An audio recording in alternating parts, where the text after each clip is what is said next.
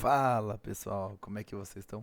Tudo bem com vocês? Bem, começando mais um episódio aqui e dando continuidade ao nosso projeto, né? Essa é a parte 3 do nosso projeto. Bem, galera, vamos lá. O que acontece? Na parte um, a gente começou a desenvolver a parte do Data Lake, tá?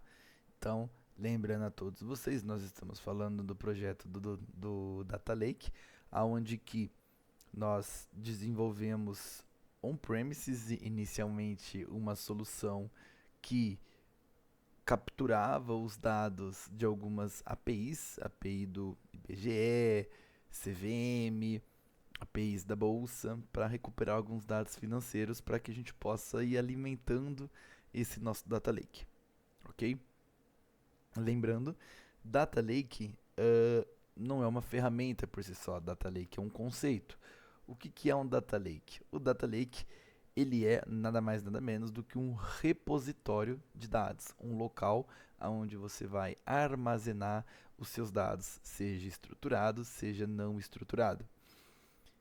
Isso é um conceito de data lake. Como que a gente aplica esse conceito? Podemos utilizar ferramentas da nuvem como o Blob Storage ou podemos também utilizar ferramentas locais mesmo como um servidor, por exemplo, tá?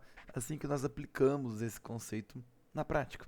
Então, lembrando, nós começamos aplicando esse conceito de maneira simples no nosso projeto, criando uma pastinha chamada Data Lake, onde que nós íamos armazenando os dados que nós capturávamos, passando pela arquitetura medalha, camada bronze, camada prata, camada ouro.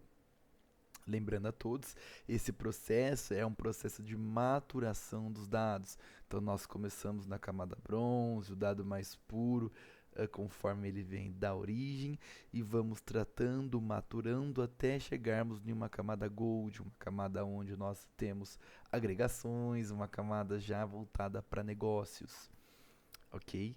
Então nós fizemos isso nos vídeos passados. E agora, o que nós estamos fazendo? Nós estamos na parte 3, agora nós estamos levando isso para nuvem. Nós estamos orquestrando nosso código na nuvem em uma função que nós chamamos de Azure Functions. É um serviceless. Rodrigo, o que é um serviceless? Bem, galera, vamos voltar à página inicial. Um serviceless, galera, para quem não conhece, é uma ferramenta que nós podemos utilizar e a responsabilidade compartilhada ela é grande.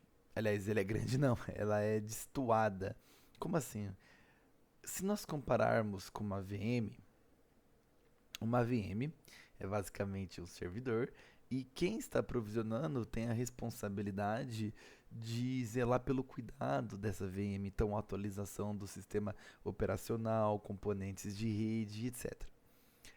Um serviceless, eu vou tirar a responsabilidade da infraestrutura e posso me concentrar na aplicação.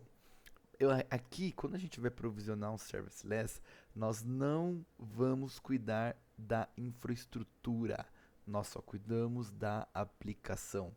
Atualização de sistema operacional, placa de rede, nós não temos que cuidar mais disso. Então, como é que funciona? Nós temos algumas camadas. Vou puxar meu print. Nós temos o Service Principal, aliás, Service Principal. Nós temos o Service App. Dentro do Service App, nós temos o Service Plan. O que é o Service Plan? É justamente essa camada onde que a computação fica a cargo da Microsoft gerenciar. A gente não vai gerenciar nada nessa camada a não ser a nossa aplicação. Ah, Rodrigo, mas como que eu coloco essa minha aplicação lá? Quando a gente está provisionando, a gente tem um centro de deploy. O centro de deploy você escolhe. Eu quero criar uma esteira contínua, ou seja, eu quero criar uma esteira CI/CD, né, uma esteira de build e deploy. Como assim? Basicamente, eu quero que toda vez que eu faça um commit na minha branch main do GitHub, isso automaticamente seja enviado também para o Azure. Basicamente, a gente vai criar uma conexão entre o servidor do GitHub e o nosso tenant, nossa função serviceless, através de uma esteira de CI/CD. Isso a gente cria uma integração continuada, um desenvolvimento continuado. Criamos uma esteira de CI/CD via arquivo YAML.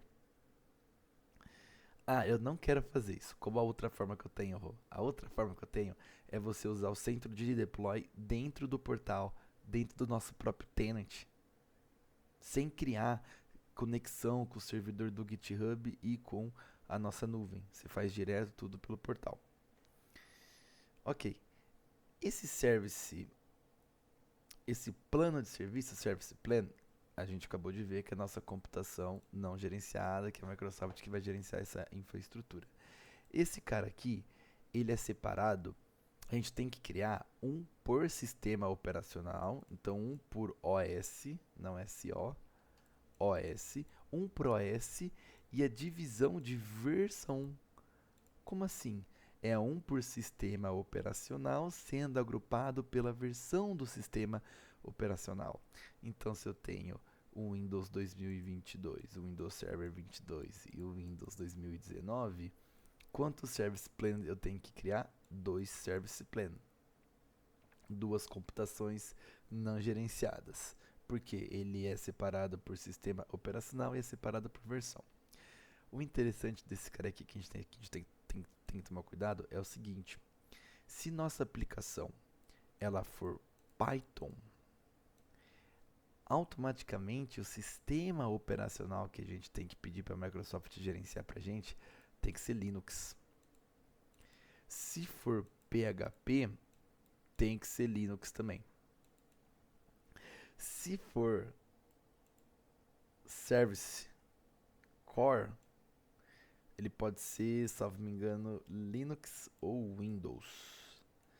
Mas se for um ASP.NET, ele só pode ser Windows. Ele só pode ser Windows. Tá bom? Beleza. Isso é basicamente onde a gente está subindo nossa aplicação. Nesse computador que a gente não vê, no computador que a Microsoft vê pra gente. Tá, então é no computador que a Microsoft vê pra gente que a gente está subindo a nossa aplicação. A gente não vai gerenciar isso, ok? Maravilha. Então nossa aplicação fica nessa camadinha aqui. Ah, Rodrigo, eu estou criando um site. Tem um serviço, lembrando a todos que a gente tem as separações na nuvem do que é um IaaS, PaaS e SaaS. Nós não estamos utilizando um IaaS. Um IaaS seria justamente a gente criar um servidor web, criar um servidor de aplicação em cima de uma VM. Então eu vou provisionar uma máquina virtual, eu vou baixar como sistema operacional o Windows Server 2022 e vou habilitar a feature do Windows Server de servidor de aplicação. Vou subir meu código lá e vou deixar ele rodando todo dia via Airflow ou alguma ferramenta de orquestração local. E vou, lógico, permitir os acessos necessários, né? Vou habilitar o acesso da internet para que as pessoas consigam chegar aqui na minha aplicação, vou configurar minha zona de DNS. A gente não está mexendo com IaaS, a gente está tratando aqui de recursos PaaS, ou seja, recursos que nós temos que fazer algum tipo de configuração, mas nós estamos abstraindo a parte de infraestrutura. Ele não é um software pronto para utilização, como por exemplo um Outlook, um Databricks. Ele não é um software pronto, só utiliza. Não, nós precisamos fazer algumas configurações, mas nós estamos abstraindo todo o layer de infraestrutura. Essa é a mágica do PaaS. É por isso que nós estamos utilizando esses recursos de, vamos utilizar um aplicativo de funções do Azure, um Azure Functions, por conta disso, por conta dessa abstração da infraestrutura. Para quem tem uma aplicação web, tem um outro recurso PaaS que a gente chama de Web App. Web App. O Web App, ele é justamente, ele vai ficar em cima de uma computação não gerenciada, em cima desse Girion Functions, em cima desse Service Plan. E esse Web App, você vai poder basicamente colocar sua aplicação web dentro desse cara aqui, ok? Ele tem alguns tiers, né? Então você tem o Free, que você tem de uma a duas instâncias, você tem o Basic até 3 instâncias, 10 gigas, você tem o Standard que são até 10 instâncias e 50 gigas, e o Premium que é acima de 10 instâncias. A partir do Basic você já permite domínio personalizado e já permite fazer o Scale Up, que é uma escalabilidade. Você pode trabalhar com slots de implementação, isso também é bem bacana. A gente poderia ter trabalhado aqui na nossa aplicação, mas a gente não queria trazer aquilo que a gente chama de complexidade acidental. Simplificamos, não trabalhamos com slot de aplicação. Mas o slot de aplicação é basicamente você criar ambientes separados para homologação, desenvolvimento e produção, e se der algum problema você faz um fallback. Bem, galera, para não esticar muito na parte de nuvem, vamos voltar aqui para nossa aplicação para a gente ver o que mudou. Então essa era a nossa branch, a branch 2 que nós construímos juntos. Essa branch aqui, nós fizemos ali um live code a pedido de um dos inscritos aqui também, o Henrique fez esse pedido pra gente, a gente trouxe um live code, né? E deu praticamente 1 hora de vídeo, né? E agora a gente está continuando. Aí o que a gente fez? A gente evoluiu para um Feature, a gente abriu aqui, né, um 3, um Feature Cloud. O que esse Feature Cloud trouxe? Bem, primeiramente, galera, a gente não está mais utilizando aquela pasta Data Lake. Horas. Agora nós implementamos um serviço PaaS na nuvem para aonde a gente vai jogar os dados que estão vindo da API. Que serviço que é esse? É esse cara aqui. É uma conta de armazenamento, é um storage account. Basicamente é como se fosse um servidor para você guardar arquivos. Então você tem o nosso storage account, ele é separado por aliás, ele tem 4 serviços, porque eu escolhi uma versão Gen 2. Então ele tem 4 serviços, ele tem file share, que é aquele mapeamento de rede que a gente faz para fazer a troca de arquivos via propriamente sistema, via propriamente ali mapeamento ali no PowerShell do Windows, né? Você vai mapear uma unidade ali no seu servidor local com a nuvem para fazer essa troca de arquivos. Você tem o Blob Storage, que é o que a gente está utilizando aqui, que é a separação em containers. Você tem a questão de mensageria e as tabelas. São os 4 serviços que o Storage Account traz. Nós estamos utilizando um serviço de container.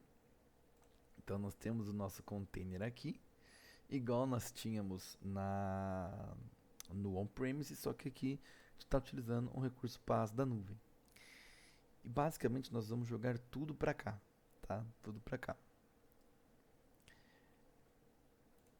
Como que a gente faz isso? Como que a gente faz essa jogada de arquivos, né? Se a gente pegar aqui, galera, Azure Storage Python.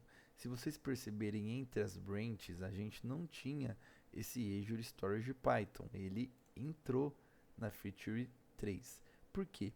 Porque é esse cara aqui o responsável por conter os métodos que vão fazer a persistência no meu recurso da nuvem. Então vamos lá, o que nós temos aqui? Vamos entender. Nós temos aqui primeiramente um método construtor, o init, que ele vai pegar da variável de ambiente. Da onde que ele está pegando isso? Lembra, a gente está subindo isso em cima de um aplicativo de função, de um Azure Functions. Esse Azure Functions, ele está embaixo de um Service Plan, que é uma máquina, mas que a gente não gerencia porque é um Serviceless.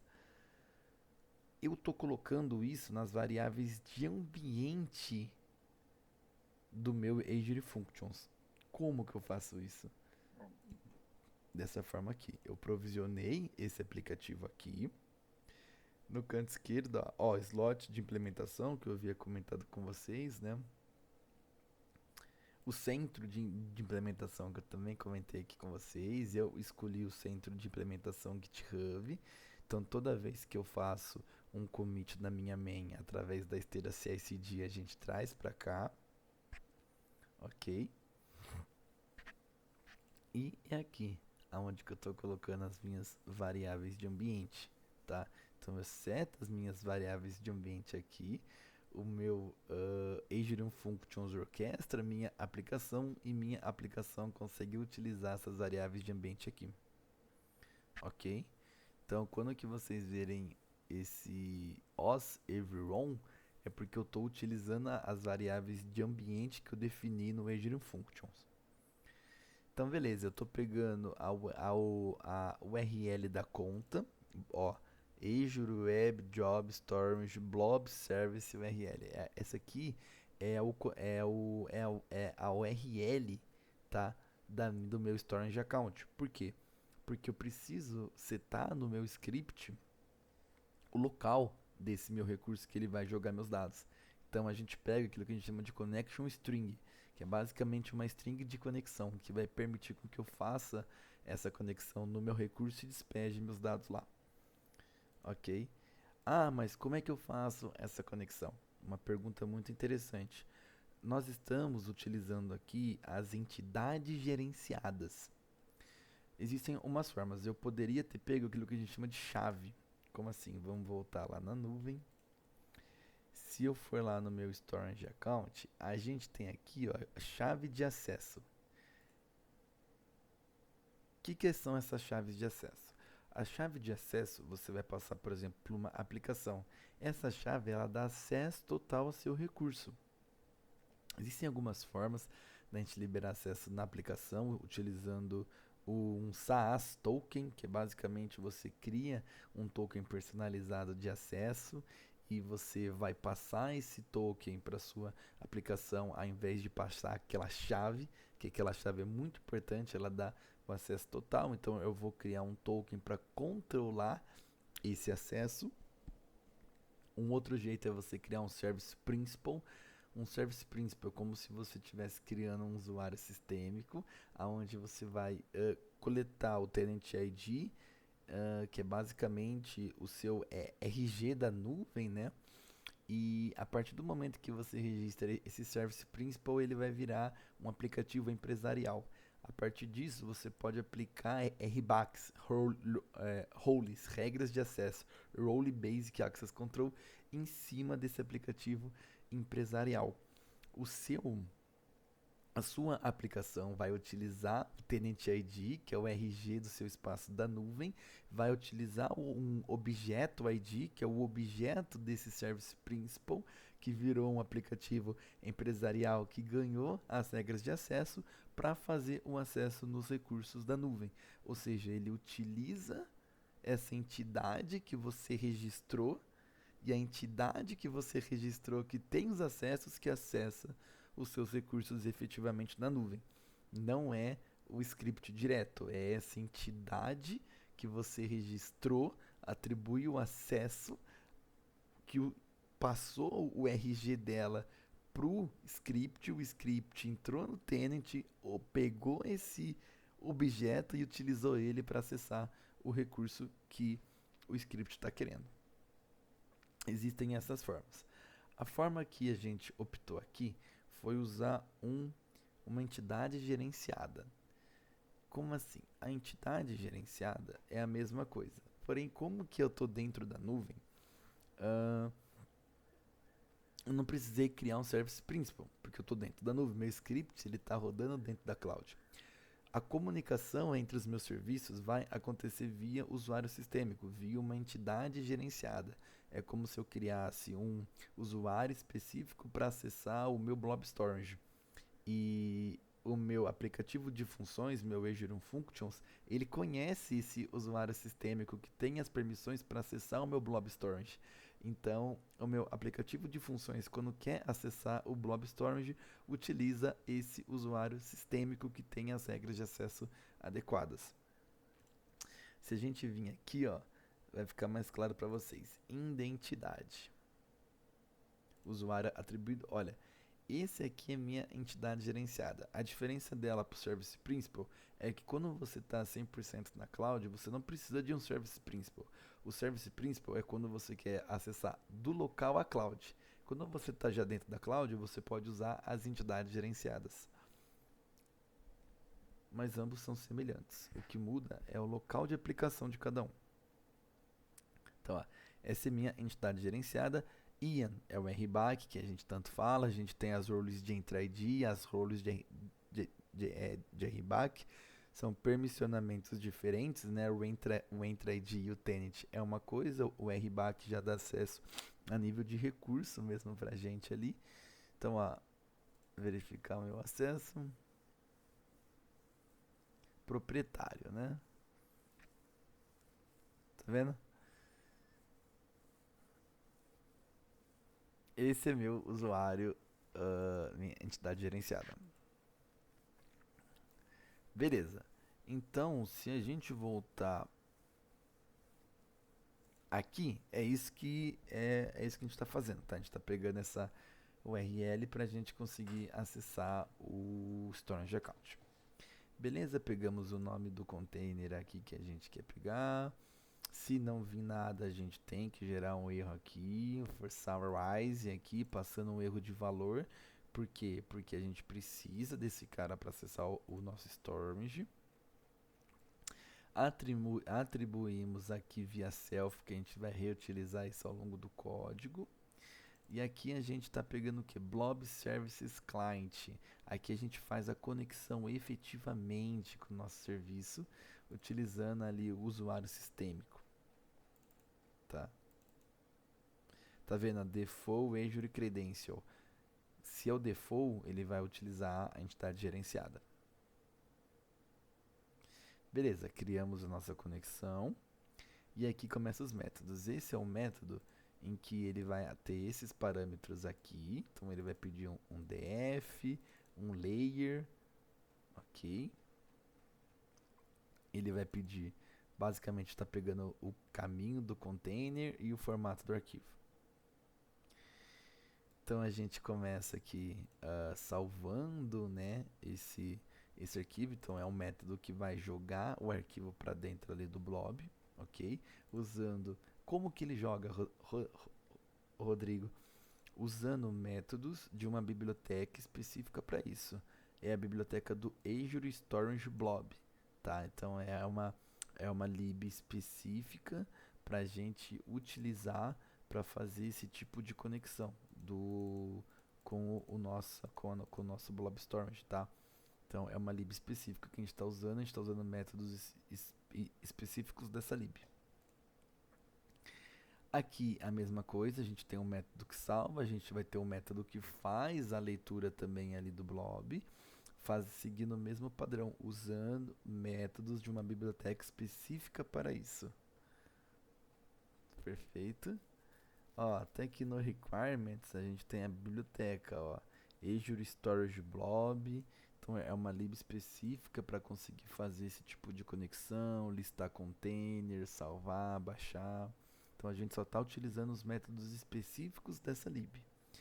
Então aqui a gente faz a mesma coisa. A diferença é que aqui a gente vai utilizar um método de download.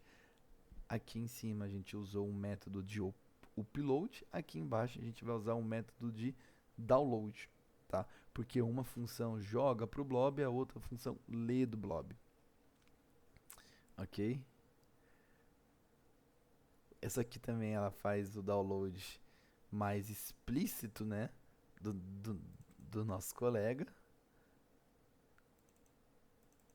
Ó, buffer. O que é esse buffer? É o dado em memória, tá? É o dado em memória. Tá vendo que a gente pega o dataframe.toCSV? A gente faz o comando de o quê? De salvamento. ToParquet, toCSV são comandos pra gente salvar. Lembra? Read CSV, read parquet, pandas.read CSV, pandas.read parquet. Aqui é o to, salvamento. A gente poderia, por exemplo, apontar um path e ele ia salvar. Aqui a gente está jogando buffer porque a gente está jogando ele para memória.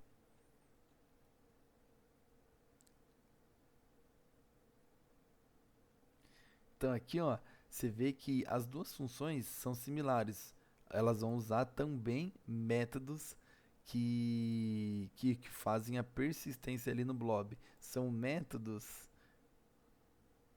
redundantes que a gente tem aqui. Seria um ponto de melhoria do código. São métodos redundantes. Eles estão fazendo praticamente a mesma coisa. Eles têm algumas diferenças? Tem algumas diferenças. Um faz a persistência de forma utilizando o dado em memória, o outro já usa o wide open com as permissões de read para fazer ali eu não lembro, acho que é read, acho que é descrita, essa aqui também, salvo me engano, RB, eu não lembro de cor, mas os métodos que a gente usa para fazer a persistência são diferentes, mas ambas as funções, ambos os métodos são redundantes, tá? Ponto de melhoria para o nosso código. Só que uma usa a persistência de forma mais explícita, a outra não. Novamente, mais um método que a gente acaba encontrando aqui, que é um método também redundante. É um método que faz a leitura, basicamente igual ao método aqui de cima, tá? A diferença é que esse cara aqui, ele vai transformar aqui tudo em uma lista. O retorno vai sair o retorno em uma lista. Então, ele vai listar praticamente tudo que está dentro ali de um container que segue um determinado prefixo, tá? Esse aqui não, ele é mais organizado, ele é melhorzinho, tá? Mas são métodos redundantes que a gente poderia melhorar. Bem, essa foi o coração que a gente acabou acrescentando aqui. Além da tirada do Data Lake, que a gente viu que foi substituído pelo Storage Account, a gente criou essas funções ali do Azure para fazer tanto a leitura quanto a persistência dos dados que a gente está lendo da API no nosso Storage Account. Analytics a gente viu já na aula passada, que é a parte que faz a Gold. A extração também, a diferença é que eu mudei o nome de main para extração. A função ela sofreu algumas modificações. Quais são elas, Rodrigo? A gente está pegando agora as APIs direto das variáveis de ambiente. A gente está pegando as APIs direto das variáveis de ambiente, tá? Esse é um ponto. Por exemplo, aqui, ó, olha só, a gente está pegando direto das variáveis de ambiente, a gente não está mais deixando elas explícitas aqui do jeito que estava, a gente está pegando da variável de ambiente, tá? Fora isso, as funções estão fazendo exatamente as mesmas coisas que elas já faziam. A gente não mudou nada aqui nesse sentido de código. Beleza? Elas estão fazendo exatamente a mesma coisa que elas faziam. A diferença é que a gente não está pegando as APIs, não está deixando hard codado. Foi uma melhoria que a gente acabou aplicando no código.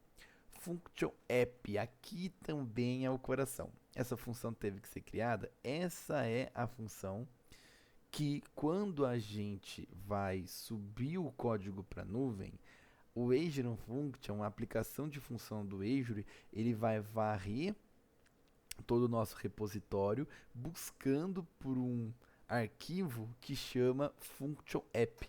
Então, por padrão, ele vai varrer o repositório buscando por esse arquivo. Ele vai achar esse arquivo com esse nome por padrão e vai executá-lo. Então, esse é o coração. Aqui que é a nossa main, esse arquivo virou a nossa main. Por quê? Porque funciona assim.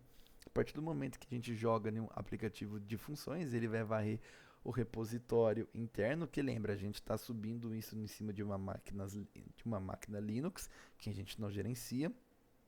Isso fica em uma estrutura padrão ali da máquina, em uma pasta chamada wwroot, e ele vai varrer então o repositório buscando por um function app, encontrou, ele executa. Perfeito? Encontrou, ele faz a execução. Então é aqui que a gente começa setando primeiro a questão do Locker, né? A gente está usando essa biblioteca aqui para fazer a parte de log, para fazer a parte de observabilidade aqui do nosso código. Então a gente só inicia ele aqui de fato. E o que a gente está fazendo aqui? Configuração de Application Insights. O que acontece? Na nuvem, Quando a gente escolhe na nuvem por si só, a gente vai ter que construir um monitoramento em cima dessa nossa aplicação. Diferente do on-premises que a gente dá um play, a gente vê todo o log ali no, eita, não, isso foi mal. Ali no terminal, na nuvem a gente não consegue ver isso.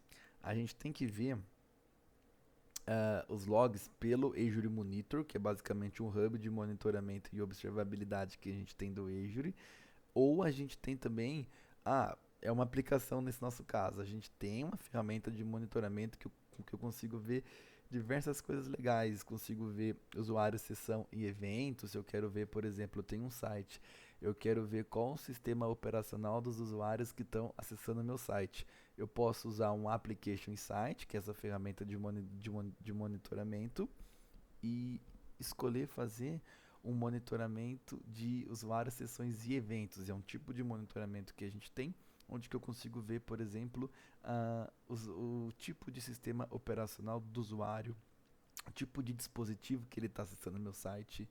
Eu tenho também um outro tipo de monitoramento que é o fluxo de usuário. Consigo ver todo o caminho que esse meu usuário fez, desde que ele entrou no site, qual página que ele mais ficou, qual lugar que ele mais clicou, por onde que ele navegou.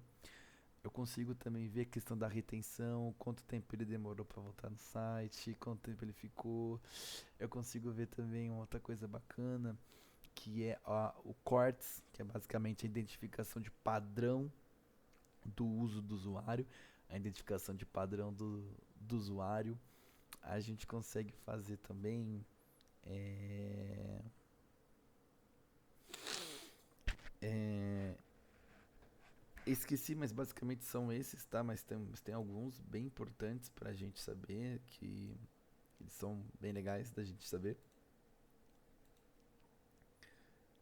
Ó, funil, que é basicamente para ver a questão da retenção de vendas ali do seu site, como que tá ficando esse ponto. Então, são vários usos que a gente tem para o nosso Applicate Insights, tá? A gente tem a parte de Life Metrics, que é basicamente em tempo real ali, com um delay de 2 minutos de tudo que está rolando da sua aplicação. Isso é bem interessante. Então, ó, se eu entrar aqui, a gente vai vir na parte de, pode ser fluxo de log. É que tem a parte de monitoramento aqui embaixo, ó, mas dá para entrar por aqui mesmo. Abrir no Life Metrics. Ah, meu Application Insights deve estar com algum problema, ou Application Insights ou o... Ó, beleza, o aplicativo está conectado ao Application Insights. Esse Application Insights, a gente quando está provisionando, ele faz uma pergunta se a gente quer provisionar ou não. A gente clica no sim, ele automaticamente cria e sinca pra gente, os dois.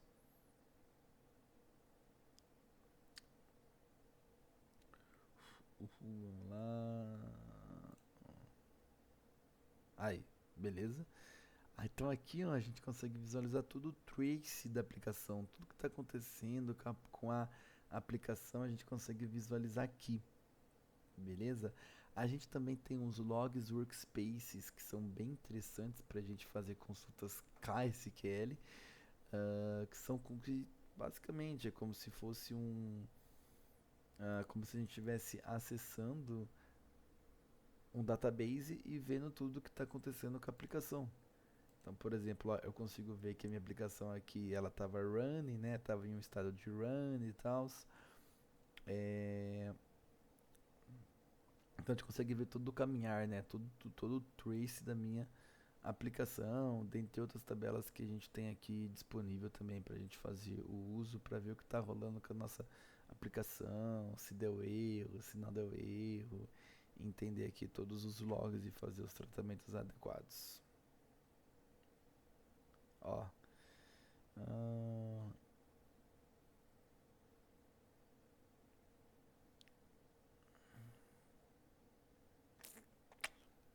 read, pá, então a gente consegue visualizar todo o trace aqui da aplicação, ó. Beleza, galera, tem esse ponto aqui pra gente fazer o monitoramento, a gente consegue também, por mais que a gente não controle a parte de infraestrutura, a gente consegue ver como é que tá a saúde dela, né? E tem outras funçõezinhas legais aqui para a gente fazer o monitoramento. Então a gente está fazendo essa conexão de monitoramento aqui, tá? É isso que a gente está fazendo, essa configuração. E aqui a gente começa a, de fato, utilizar o Azure Functions.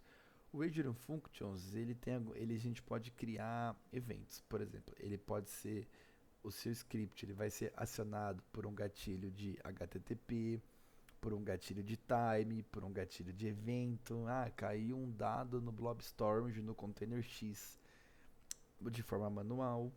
Então você tem diversos gatilhos no aplicativo de função que você pode utilizar para disparar o seu código. Nesse meu código aqui, ó, eu utilizei um app schedule, então eu estou schedulando por time. É um schedule de time, onde que eu estou colocando para rodar todos os dias, dia, mês, sempre 2h35 da manhã.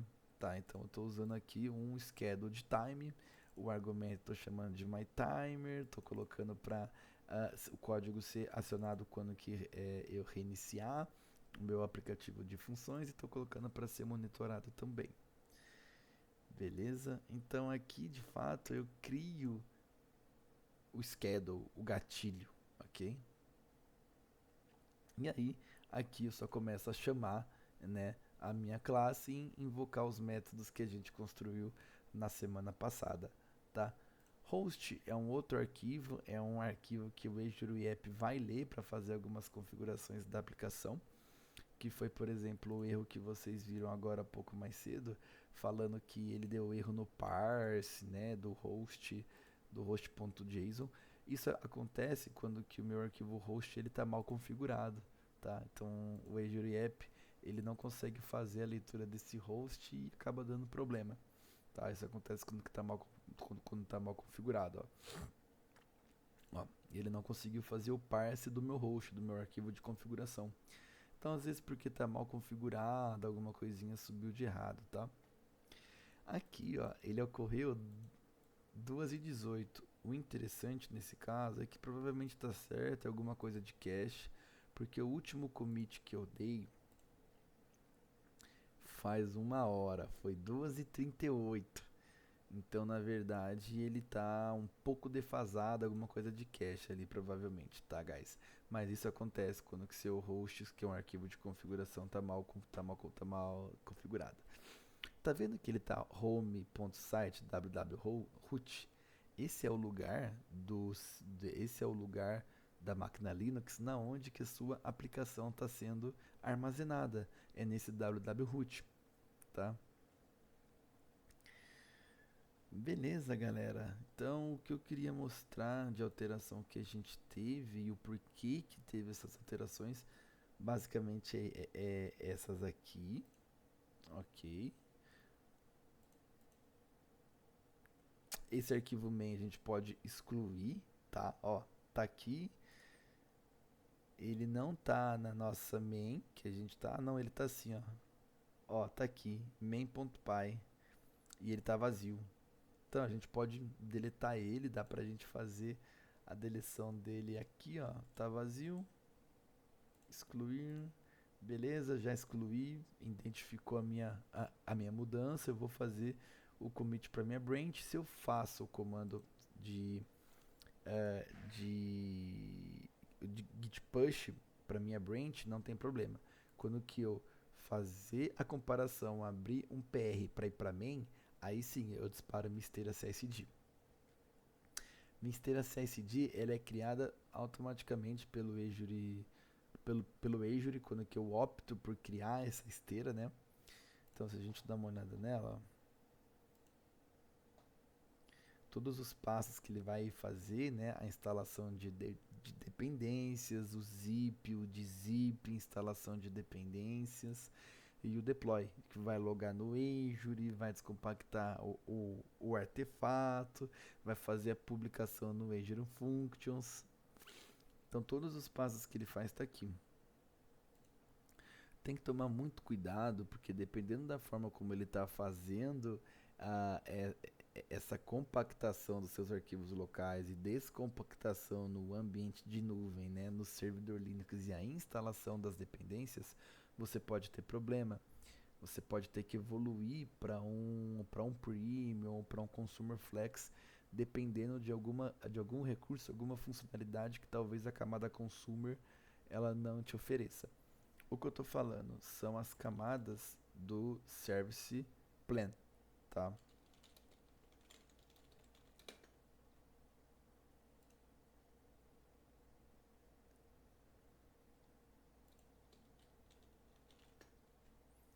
A gente tem basicamente algumas. Vou ver se eu acho aqui: consumer, consumer flex, premium e o isolado. O consumer, ele não tem conectividade com rede virtual, então você não consegue deixar essa máquina em um IP privado. Ela vai ter acesso público. O consumer flex, você já tem uma conectividade com rede virtual, então você consegue deixar essa máquina não exposta para a internet. E ela permite até 1000 instâncias, se eu não me engano. E ela não tem início frio, então você já pode, o seu código ele vai iniciar mais rápido. O Premium ele já tem algumas funcionalidades, principalmente na questão do build do código para dentro do Azure, tá? Ahn, Aqui, ó. Ó, você acaba tendo algumas camadas aqui. Beleza?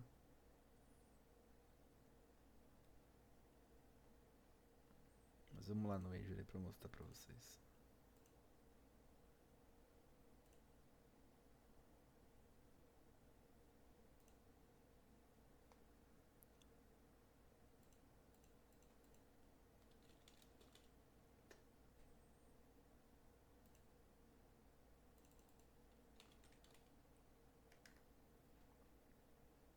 Ó,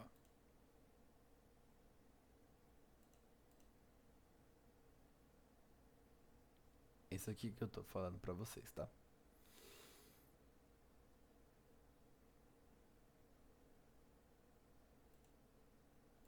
Beleza, guys? Então, todos os logs da nossa aplicação, né? Ó. Run. E aí, se a gente for no nosso storage,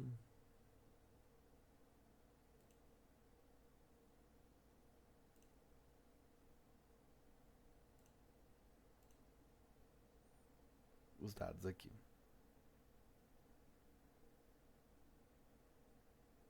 Perfeito?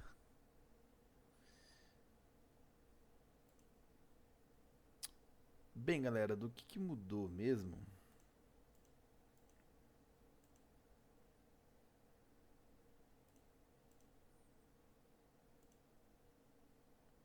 Do que a gente teve de mudança significativa? Foi isso, tá?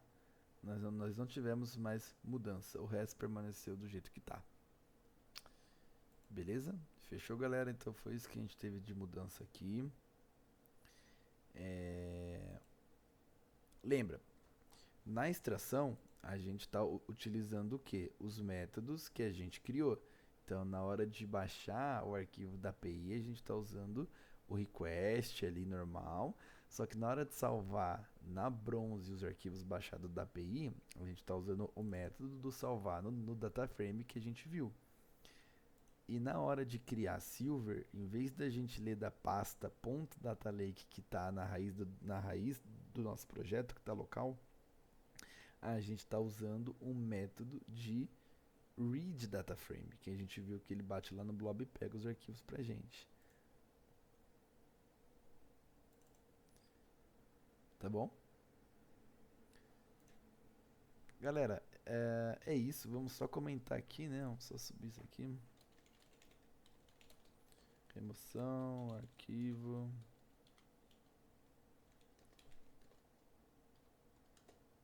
Vazio. Sincroniza, faz o push. Sincronizou. Apareceu aqui já. Se eu dar um compare range pool, ele vai mostrar que eu removi minha main. Eu posso abrir uma PR e jogar isso para main. Vamos já jogar para main já. Olha, não é a boa prática, você certo era pedir de fato um revisor, mas como tá só eu aqui dentro do projeto, não tem para quem eu pedir uma revisão. Então eu vou usar as minhas. Eu vou usar que eu sou o dono do repositório, eu tenho regras maiores para poder pular, para dar um bypass nessa exigência, nessa boa prática. Passei aqui para main, comitei na main, automaticamente misteira começa a rodar e isso vai ser levado para o meu Azure daqui a pouco. Isso vai ser jogado para cá.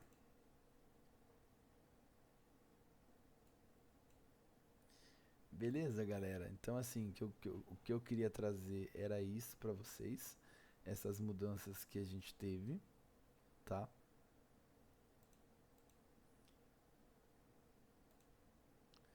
Essas mudanças que a gente teve, beleza?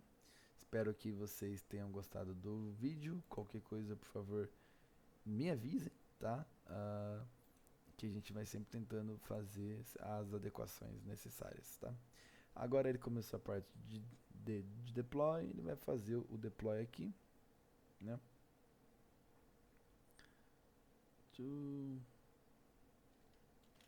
Vamos ver se ele instalou requests, né? Que é importante.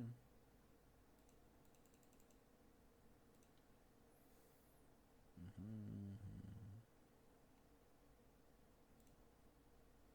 Espera ele instalar aqui, a gente espera aqui. Ó, requests aqui.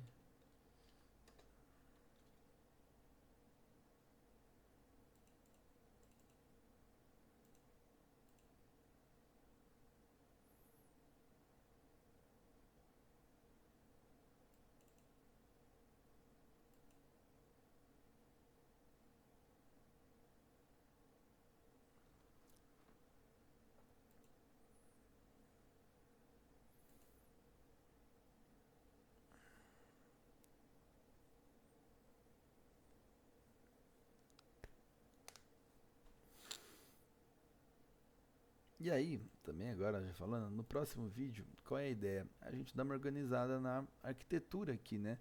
De começar a melhorar a organização aqui das nossas pastas, tá? A organização do diretório. E aí a gente vai fazer essa organização pensando em algumas boas práticas, algumas filosofias de código. DDD, Solid, por exemplo.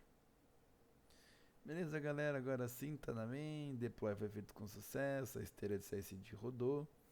E o nosso carinha, daqui a pouco ele começa a aparecer aqui. Em um delay de 2 minutos. Daqui a pouco o nosso cara ele começa a aparecer aqui. Fechou, guys? Então é isso por hoje. O vídeo já tá longo. Muito obrigado por ter visto. Não esquece de dar um like pra gente. E valeu!